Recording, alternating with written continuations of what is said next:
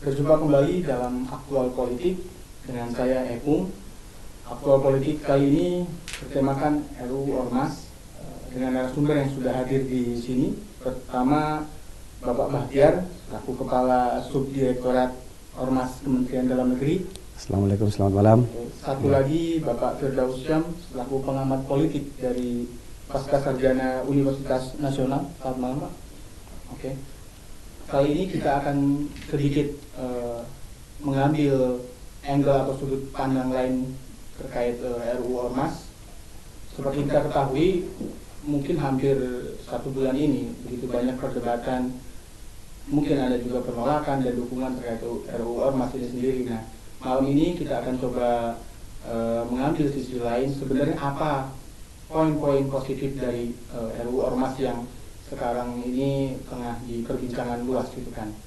Nah, langsung saja pertama mungkin ke Bapak Bahtiar sendiri, bisa sedikit dijelaskan awal prosesnya sampai kemudian sudah selesai dan tadi sore juga ditunda paripurnanya. Bagaimana perkembangan sebenarnya itu? Iya. Jadi terima kasih ya. Jadi dalam kesempatan ini terima kasih kepada Aktual TV ya. Jadi kesempatan pada kali salam hormat dari pimpinan kami Dirjen Kes Bampol Kementerian Dalam Negeri, bahwa memang pembahasan ini sudah berlangsung cukup lama sebenarnya. Jadi undang-undang rancang undang ini bukan rancang undang ujuk-ujuk. Jadi sudah melalui proses, ada kajian akademis, ada tahapan-tahapan sehingga lalu kemudian ini menjadi rancang undang-undang inisiatif DPR RI. Lalu dalam perjalanannya telah dilakukan berbagai diskusi-diskusi, rapat dengar pendapat baik dengan tokoh masyarakat, unsur ormas dan berbagai elemen, dan termasuk mendengarkan aspirasi publik di daerah beberapa provinsi, dan pada inilah sampai dilakukan panja dan terakhir pada tingkat timus timsin.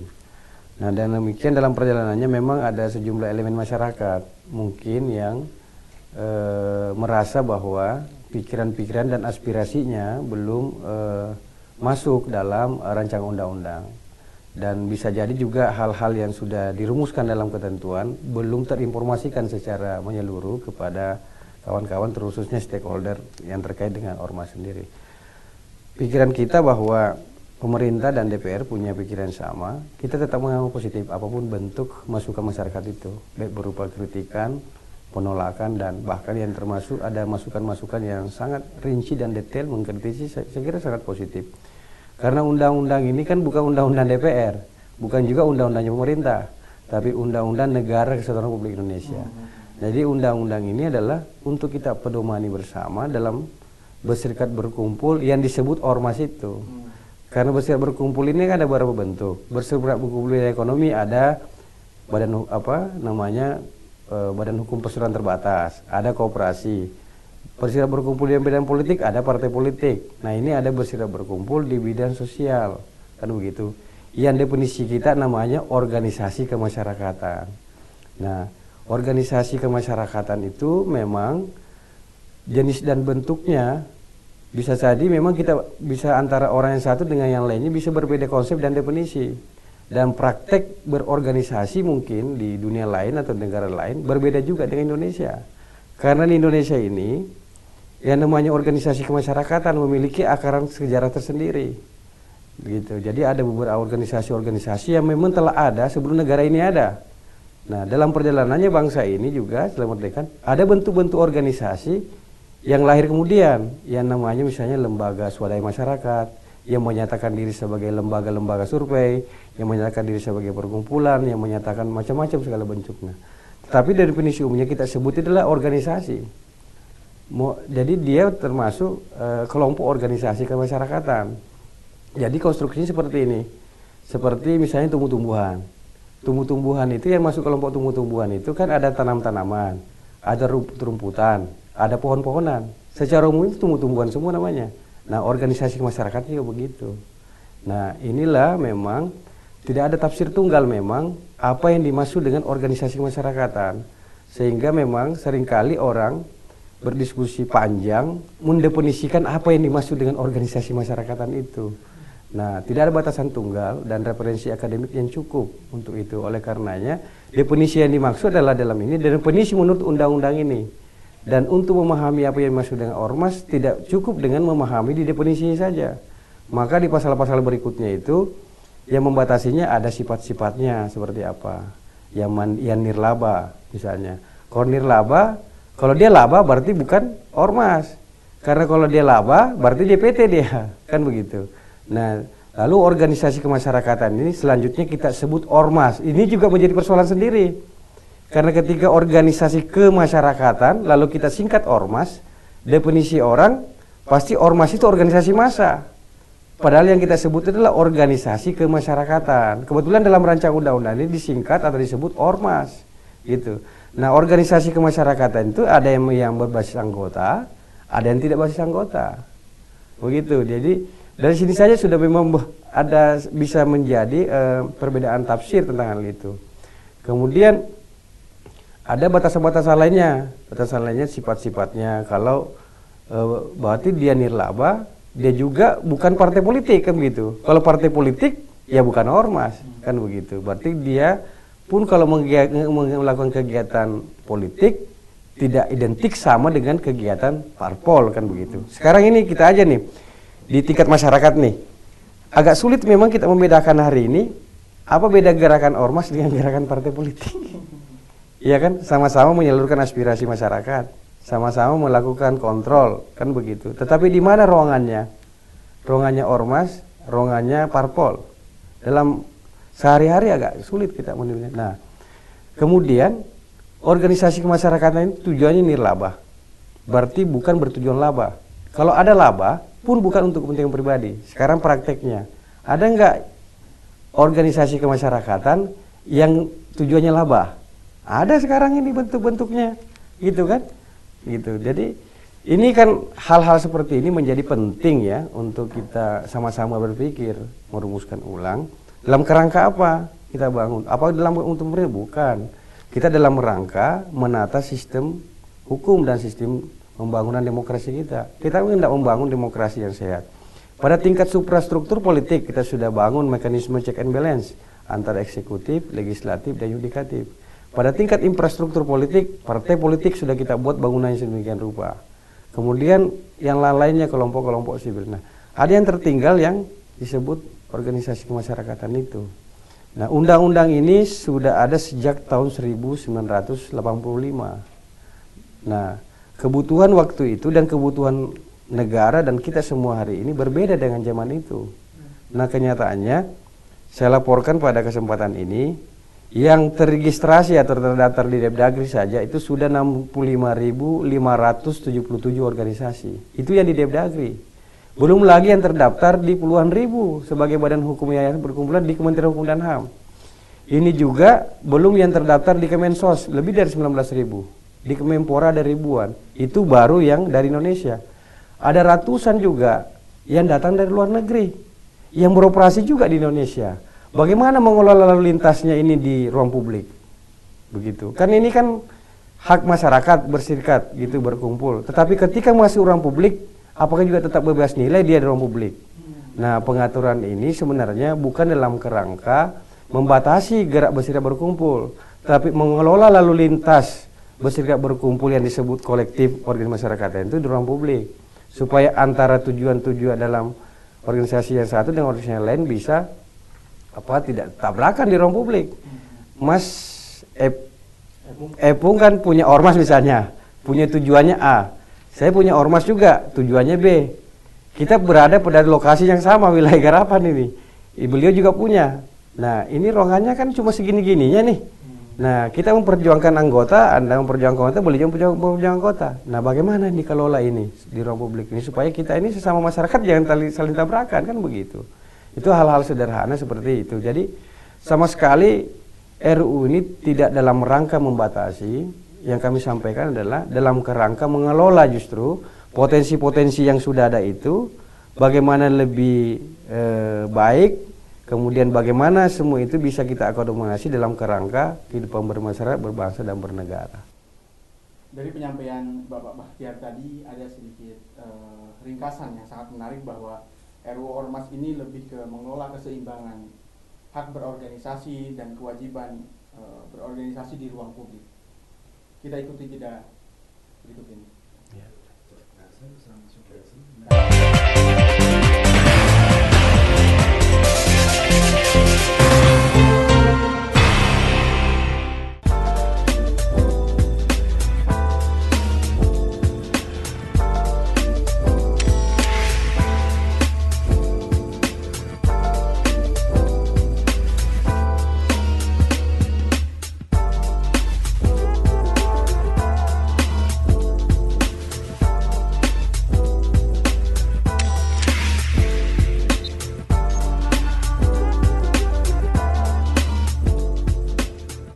Kembali lagi di Aktual Politik.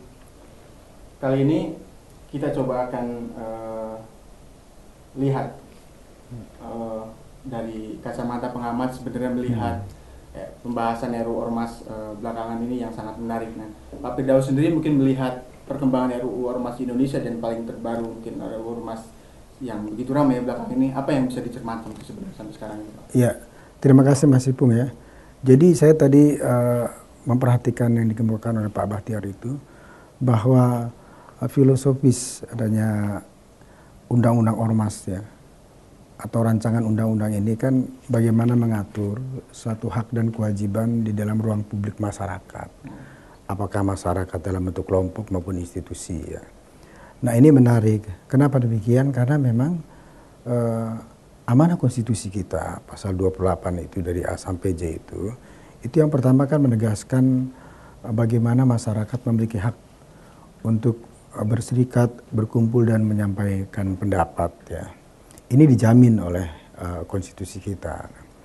Nah, dalam proses bagaimana aspirasi dan interaksi itu bisa berlangsung antara kelompok masyarakat, antara masyarakat dengan negara, antara organisasi sosial dan sebagainya itu, kemudian itu diatur dalam perundang-undangan.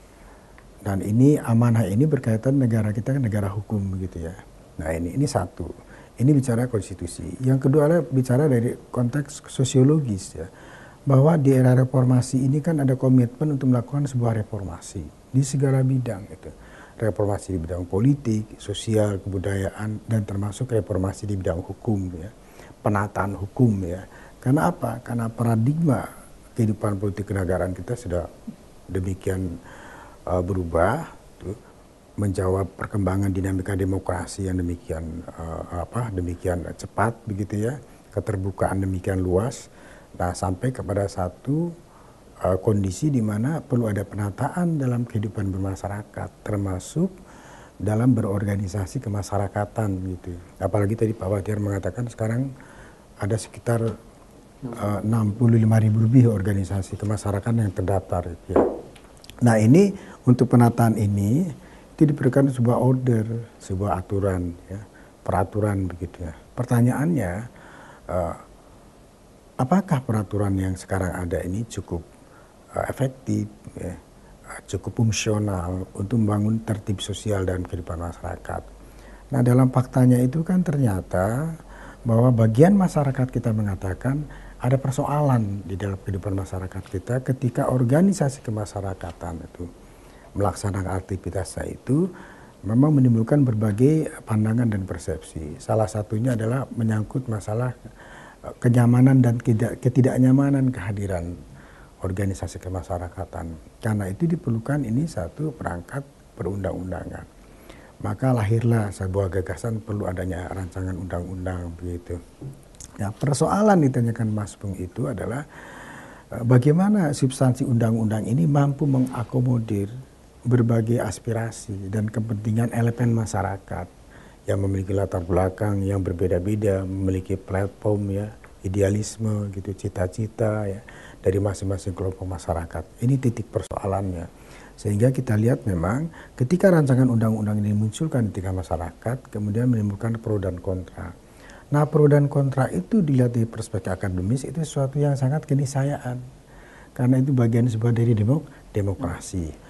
Yang diperlukan oleh kita adalah sekarang bagaimana kita mampu berpikir secara jernih, secara kritis dan teliti untuk mengamati gitu ya, mensikapi materi dari rancangan undang-undang ini. Agar rancangan undang-undang ini nantinya kalau dia lahir sebagai undang-undang betul-betul mampu merespon apa yang menjadi keinginan masyarakat, yaitu melahirkan satu kondisi organisasi kemasyarakatan yang dia mandiri, ya, mampu memperdayakan kreativitasnya gitu ya, tetapi dalam koridor tertib sosial, tertib politik, dan tertib hukum ya. Ini saya kira yang harus menjadi titik tekan kita, bukan persoalan menolak dan tidak menolak gitu ya. Karena persoalan perlunya satu aturan itu amanah konstitusi. Yang diperlukan adalah substansi dari aturan itu mampu merefleksikan keinginan dan aspirasi masyarakat, sehingga apapun yang dirumuskan dan diputuskan itu, pertama, itu memperkuat terjadi revitalisasi dari organisasi kemasyarakatan. Yang kedua, kemudian ada satu kekuatan yang bagi negara ini dia mampu melindungi ormas sekaligus mampu memberikan jaminan pelindungan bagi keamanan nasional kita. Ini yang harus menjadi komitmen kita. Nah, dalam perkembangan tarikh kan saya lihat terjadi pro kontra itu Pak Bahtiar ya, Mas Bung ya. Saya kira ini harus dilihat dalam perspektif yang positif ya.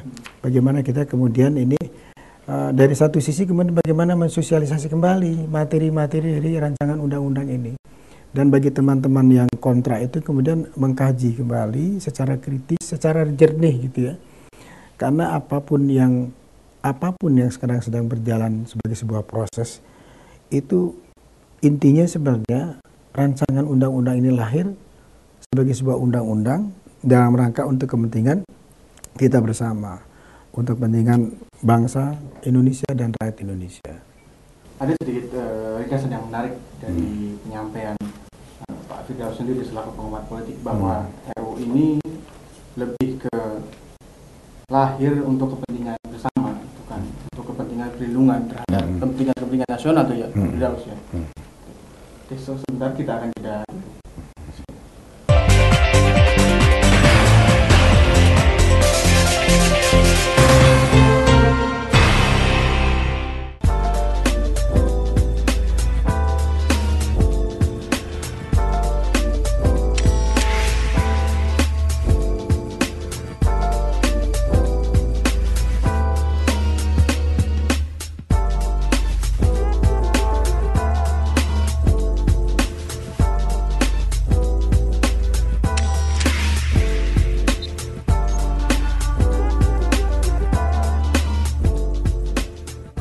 Tadi Pak Firdaus menyampaikan bahwa apakah RUU Ormas ini sudah mengakomodir semua elemen sendiri. Nah, iya, saya kira harus kita pahami bersama bahwa sampai selama ini kan sebenarnya tidak ada ormas yang kemudian dibubarkan ya, baik terutama dalam pemerintahan era reformasi ya. Itu kan sebenarnya kita harus berpikir jernih bahwa keberadaan ormas itu bukan saja diakui, bahkan kemudian ditumbuh kembangkan. Satu bukti sekarang ormas itu yang tumbuh itu seperti jamur di musim hujan. Tadi Pak Bahtiar katakan yang terdaftar saja di Kemendagri sampai 65.000 lebih ya, dan tidak ada yang dibubarkan. Nah, ini artinya apa? Bahwa artinya pemerintah, saya perhatikan pemerintah dan masyarakat itu sebenarnya sangat konsen dengan adanya tumbuhnya dan bekerjanya aktivitas ormas ini. Persoalannya adalah bagaimana kemudian ormas ini bisa melakukan revitalisasi ya, penguatan ya. Penguatan itu bisa penguatan organisasinya misalkan. Saya beri apresiasi sebenarnya antara lain seperti organisasi Muhammadiyah misalkan, Perserikatan, NU dan banyak yang lainnya. Mereka kan sebuah organisasi yang tertata. Ya, sudah mandiri Pak. Tertata mandiri. Iya. Mereka punya anggaran dasar, punya anggaran rumah tangga, punya jaringan organisasi yang bagus ya. Dan mereka kemudian melaksanakan program-program yang terukur ya, keberpihakan kepada masyarakat, kemudian membangun kemitraan dengan pemerintah. Nah, rancangan undang-undang ini saya ingin mengkritisi, diharapkan nanti mendorong dapat menguatkan ormas-ormas yang baru tumbuh, yang memiliki pengalaman, ya, memiliki kemampuan organisasinya belum sekuat organisasi-organisasi besar masyarakat lainnya. Itu secara akseleratif undang-undang ini mendorong ke arah sana. Itu satu. Dengan demikian yang saya amati adalah bukan pembatasan, memang pengaturan. Persoalannya Pak Bahtiar ya, bagaimana substansi daripada rancangan undang-undang itu bisa tersosialisasikan secara maksimal ke publik. Ini problem yang sekarang. Jadi kalau saya lihat ada pro kontra, kemudian saya dengar ada penundaan dan sebagainya, itu harus dilihat dalam konteks yang positif ya. Ini soal sosialisasi. Karena begini, saya kritisi ya, saya lihat, saya perhatikan ini, mudah-mudahan di kepokaan Pak Bahtiar itu memang yang sebenarnya di dalam rancangan undang-undang itu. Kalau tidak kan, iya. Kalau enggak kan kita gugat beliau ini. Bang Fir, jadi saya tambahkan Bang Fir ya. Jadi Bang Fir tadi menyampaikan bahwa ini bagaimana mengayomi yang baru tumbuh ya. Bukan sekedar itu, bahkan itu. Undang-undang ini bahkan memberikan pengakuan dan apresiasi gitu terhadap organisasi masyarakat yang telah ada sebelum kemerdekaan. Memberikan pengakuan. Jadi terhadap ormas-ormas yang telah ada, yang berbadan hukum perkumpulan, yang melalui Stabdat 1870 itu yang sebelum ada kemerdekaan. Beliau-beliau itu kan yang membentuk Republik ini, diakui melalui undang-undang ini. Jadi klarifikasi saya bahwa Stabdat 1870 itu nggak dicabut melalui undang-undang, justru diakui, justru dihormati sebagai aset bangsa. Karena dia aset bangsa bahwa kita hormati dengan segenap nilai kesejarahan yang dimiliki, dan kita bahkan berikan apresiasi khusus bahwa rekam jejak organisasi yang lama yang memiliki rekam jejak seperti itu, kita berikan perlakuan khusus. Negara dan pemerintah daerah dalam hal ini kita memikirkan langkah bagaimana apresiasi khusus. Ada organisasi yang ada sebelum kemerdekaan dan sampai hari ini secara konsisten mengawal perjalanan bangsa ini. Masa diperlakukan sama dengan organisasi yang baru. Nah, ini kan terhadap ini undang-undang ini saya tegaskan justru memberikan pengakuan dan penghormatan terhadap organisasi-organisasi seperti itu. Salah contohnya organisasi seperti itu adalah Muhammadiyah, ada NU, ada Serikat Islam, ada Al-Wasliyah, ada Persis, macam-macam, Pak. Saya kira dan banyak sekali organisasi. Pak Bahtiar, saya kira juga saya kira juga perlu ada pengaturan tentang ruang lingkup ya. Karena begini, sekarang ini kan ada perbincangan ya dalam perspektif akademis itu, ada organisasi kemasyarakatan tingkat nasional, ya levelnya nasional. Ya. Kemudian kita bertanya apa betul ya tingkat nasional begitu kan? Nah ini juga barangkali apakah di rancangan undang-undang itu perlu juga dijelaskan muatan-muatan yang memberikan satu pengaturan tentang klasifikasi. Ada itu, saya kira ada ya itu, termasuk organisasi asing kan ya, keberadaan organisasi asing yang organisasi masyarakat atau LSM asing yang kemudian melaksanakan aktivitas di negeri ini. Saya kira ini perlu di dalam rancangan undang-undang itu, karena ini di era globalisasi ini kan semua pintu terbuka, sementara kita negara berdaulat ya, yang semuanya itu harus lebih tertib, lebih terkawal begitu ya. Pemberdayaan keterlibatan masyarakat asing, organisasi asing di dalam negara itu dalam konteksnya dulu untuk dalam rangka untuk kemajuan negara ya, kemajuan masyarakat dan warga negara. Boleh saya tambahkan Pak Ibu nih? Saya coba tambahkan. Jadi saya setuju sekali apa yang disampaikan Pak Firdaus bahwa ini kan konsekuensi pergaulan global ya, pergaulan antar negara, antar bangsa, antar masyarakat, antar wilayah begitu. Bahwa hari ini bahwa kita tidak bisa lagi membatasi diri kita bergaul dengan masyarakat Malaysia, masyarakat Kanada, Timur Tengah dan seterusnya. Itu kan konsekuensi dari hubungan antar negara dan perkembangan ilmu pengetahuan dan teknologi. Coba pertanyaan seperti ini. Kan pertanyaan kritis sih, ngapain sih sebenarnya organisasi asing atau organisasi yang berada misalnya di luar negeri kok mau datang ke Indonesia gitu? Ya. Judulnya itu mau lakukan kegiatan kemanusiaan. Benarkah seperti itu? Nah kan daya kritis kita juga nggak boleh berkurang kan begitu. Kan tidak mungkin orang datang itu Mas, ya kan begitulah maksud saya gitu. Atau gini, kita berpikirannya bukan negatif sebenarnya. Pikiran kita tetap positif. Sebenarnya ini menjadi penting, maka undang-undang ini, merancang undang-undang ini memberi pengaturan tentang hal itu. Anda boleh masuk ke negeri ini yang disebut Indonesia itu, cuma Indonesia ini bukan ruang hampa. Karena negara itu bukanlah hanya sekedar batas administratif, tapi negara itu adalah sekaligus batas nilai. Apa bedanya dengan nilai yang berlaku di Malaysia, di Singapura, dan Indonesia? Jadi negara itu bukanlah sekedar ruang hampa, dia sekaligus batas nilai. Oleh karenanya, karena ini batas nilai, maka siapapun yang datang ke negeri ini, termasuk yang datang secara berorganisasi, namanya organisasi yang didirikan asing itu, harus tahu Indonesia itu ada budayanya, ada agamanya. Nah, paling penting lagi bahwa dia harus tahu hukum yang berlaku sini dan harus menghormati kedaulatan bangsa kita dan harus dipastikan itu bermanfaat bagi masyarakat kita. Kalau tidak bermanfaat ya harus dengan tegas kita sampaikan bahwa kita tolak, ngapain datang ke sini kalau nggak bermanfaat buat masyarakat kita gitu. Pak Ya. Bahtiar, Pak Firdaus. Saya ingin bikin ilustrasi ya. Kalau ada organisasi asing gitu, apakah itu ormas, LSM gitu ya, kemudian dia berkiprah di negara kita dalam rangka untuk sama-sama membangun suatu kemajuan bagian dari masyarakat global itu, saya buat ilustrasi sederhana. Kalau negara ini, negara Indonesia diibaratkan sebuah rumah gitu ya, kan dia punya warga di rumah itu. Kemudian ada tamu dari luar datang ke rumah kita sebagai sebuah negara. Kita sebagai tuan rumah kan akan menerima mereka begitu ya, sejauh itu untuk kebaikan bersama. Akan tetapi seapapun penerimaan kita terhadap tamu itu ada batasan-batasan kan, atau tamu itu harus menghormati betul, menghormati etika, tata krama, aturannya, ruang-ruang yang ada di rumah kita. Dan tamu yang baik pasti dia tahu betul ya batasan-batasan. Hanya tamu aja ya? Nggak sampai ini ke kamar gitu kan? ya, saya kira kalau ini saya kritisi betul, saya akan itu. Kita tahu RU ini ditunda lah ya, Iya. ditunda. Dan Iya. bagaimana mungkin Pak Firdaus sendiri melihat penundaan ini, dan apa yang harus disikapi oleh masyarakat Indonesia melihat penundaan ini sebenarnya? Ya, dua hal saya kira yang menjadi catatan kita. Penundaan itu harus dilihat dalam perspektif yang positif ya. Bahwa rancangan undang-undang ini ternyata mendapatkan apresiasi dari masyarakat. Masyarakat kemudian mengamati ya. Yang paling penting adalah bagi kita kemudian bagaimana supaya ini tidak berhenti.